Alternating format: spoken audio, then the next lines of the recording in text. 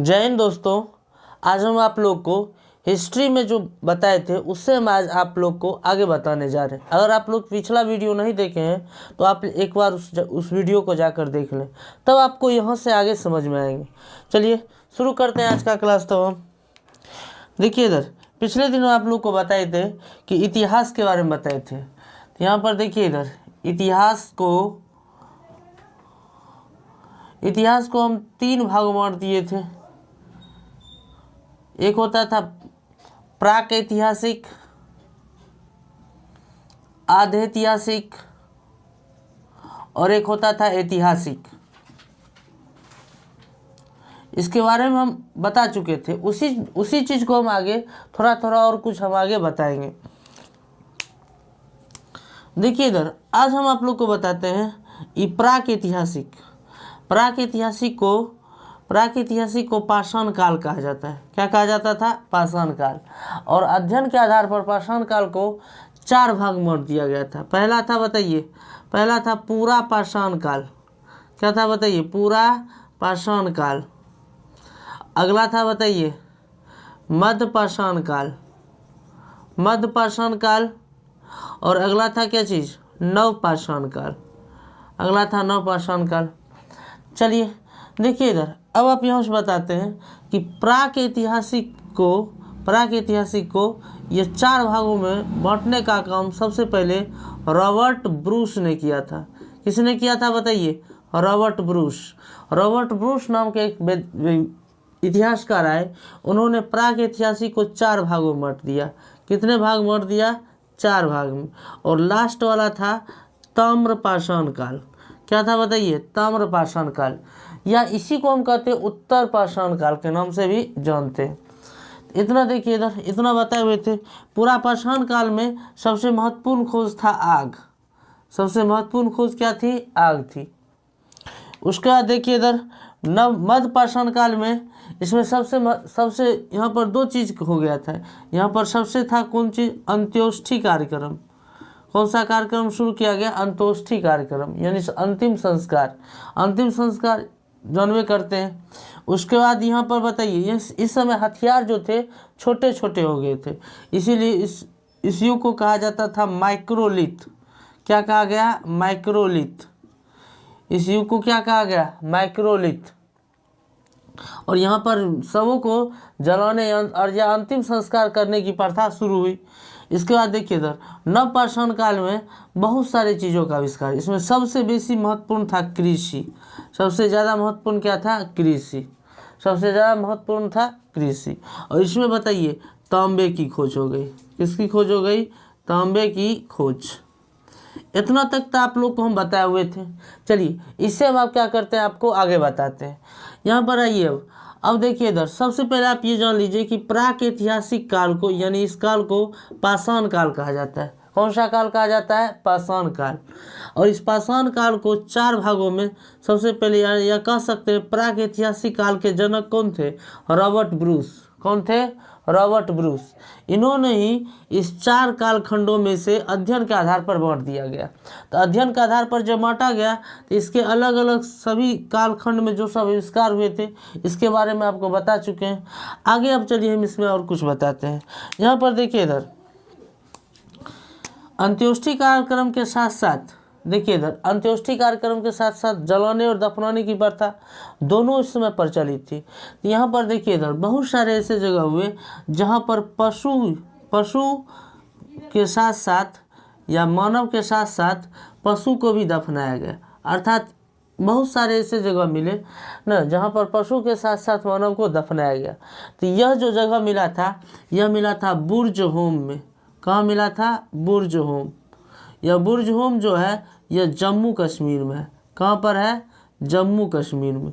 तो जम्मू कश्मीर में बुर्ज होम में जानवरों के साथ मनुष्य के साथ साथ जानवरों को दफनाने की प्रथा प्रचलित थी। अर्थात इसे कहा जाता है गर्तावास। क्या कहा जाता है? गर्तावास। तो गर्तावास का साक्ष्य कहाँ से मिलता है? बुर्ज होम से मिलता है।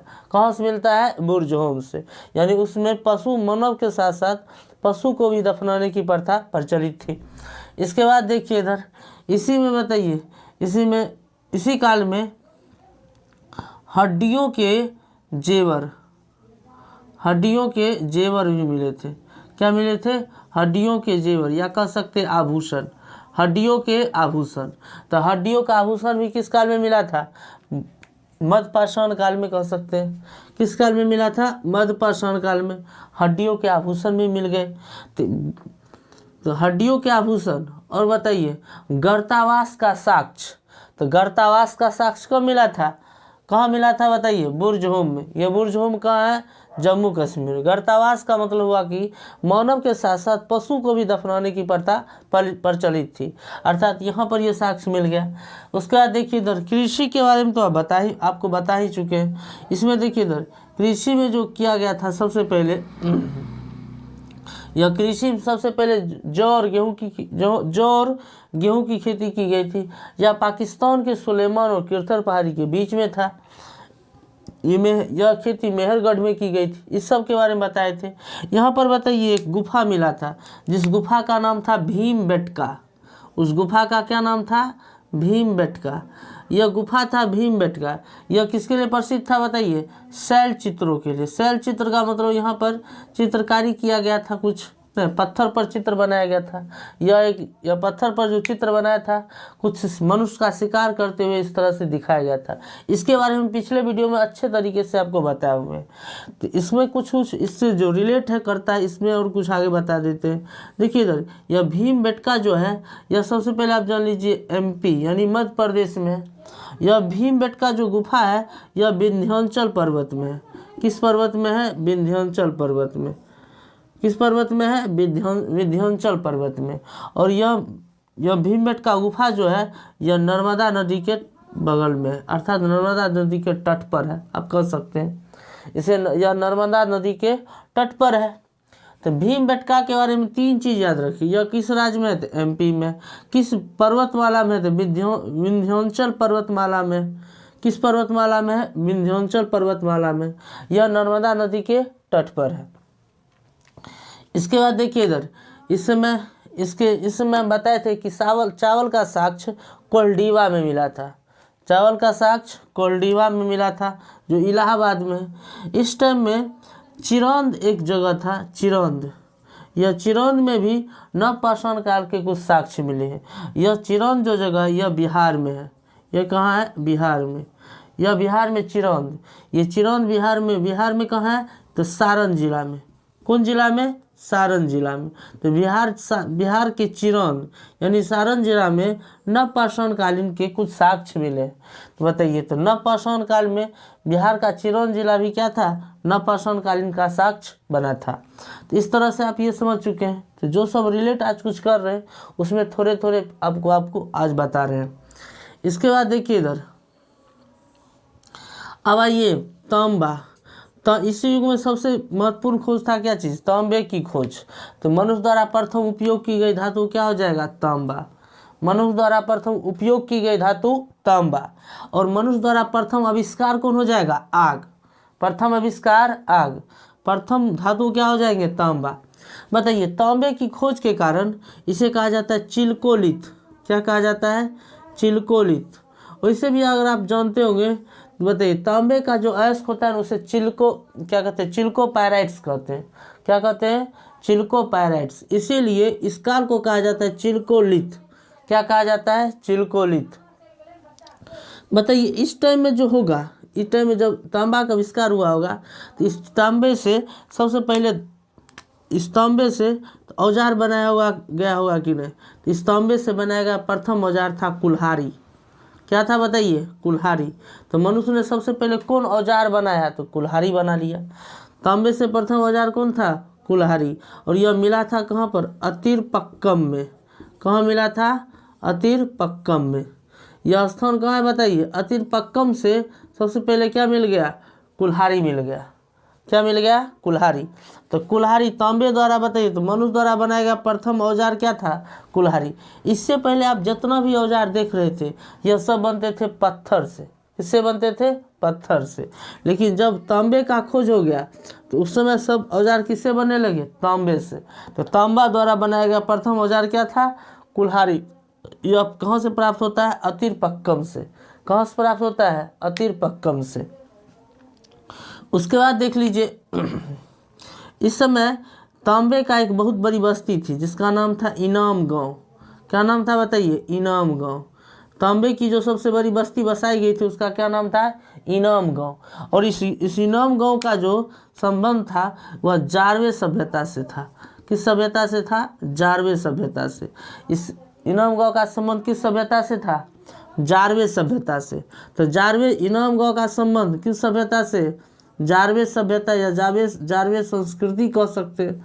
जारवे सभ्यता या जारवे संस्कृति से था। तो जारवे संस्कृति से इसका संबंध था। बताइए तो तांबे द्वारा बनाई गई प्रथम औजार क्या था बताइए? कुल्हाड़ी। यह कहाँ मिला था बताइए? अतिरपक्कम में। कहाँ मिला था? अतिरपक्कम में। उसके बाद देखिए इधर अगर आपसे ये पूछ दे कि मानव का सबसे पहली बार खोपड़ी कहाँ मिला ना, तो सबसे पहले खोपड़ी मिला था पल्लावरम में। मानव के द्वारा बताइए सबसे पहले खोपड़ी कहाँ मिला था बताइए? पल्लावरम में। कहाँ मिला था? पल्लावरम में। पल्लावरम, ये पल्लावरम जानते हैं कहाँ पर है? ये है तमिलनाडु में। कहाँ पर है? तमिलनाडु में। तो मानव द्वारा सर्वप्रथम खोपड़ी कहाँ मिला था? मानव को सर्वप्रथम खोपड़ी यह मिला था पल्लावरम में। कहाँ मिला था? पल्लावरम। ये तमिलनाडु में स्थित है। इस चीज़ों को आप धीरे धीरे हमेशा ध्यान रखते चलें कि कौन चीज़ कहाँ से मिल रहा है। आप इस चीज़ को आराम से एक एक चीज़ करके देखते चलेंगे तो आपको कोई दिक्कत नहीं होगा। उसके बाद देखिए अब ये आपको इसके बारे में हम आपको जानकारी दिए हुए थे, लेकिन इसमें जो कुछ बचा हुआ था धीरे धीरे आज हम आपको थोड़ा इसके बारे में और बता देते हैं। उसके बाद देखिए इधर अब तो चिरांद ये जगह समझ गए ना, पल्लावरम समझ गए। गर्तावास का साक्ष्य कहाँ मिल गया? बुर्ज होम्स। कहाँ मिला? बुर्ज होम से मिल गया गर्तावास का साक्ष्य। मानव द्वारा प्रथम आविष्कार कौन था बताइए? तो क्या कहिएगा? आग। मानव द्वारा प्रथम आविष्कार आग। मानव द्वारा खोज की गई प्रथम धातु क्या हो जाएंगे? तांबा। क्या हो जाएंगे? तांबा। उसके बाद देखिए इधर इनाम गांव बताइए चिरकुलित काल में एक बहुत बड़ी बस्ती बसाई गई थी जिसका संबंध किससे था? जारवे संस्कृति से था।